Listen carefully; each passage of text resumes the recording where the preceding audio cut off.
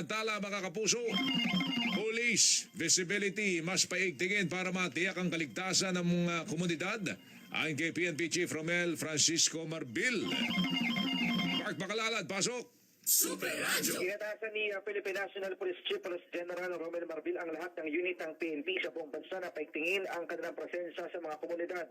Kasama rito ang pagdaragdag ng food at mobile patrol, lalo na sa mga matataong lugar, pampublikong transport terminal, commercial center at mga pasyalan.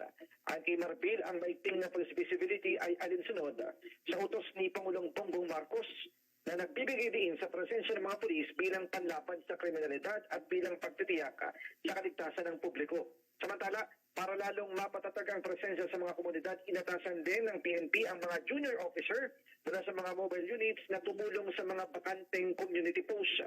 Aktibo rin pinakilos ng PNP ang mga force multiplier gaya ng mga miyembro ng Accredited Civic Volunteer Organization, Barangay Tanod at iba pang mga katuwang sa komunidad.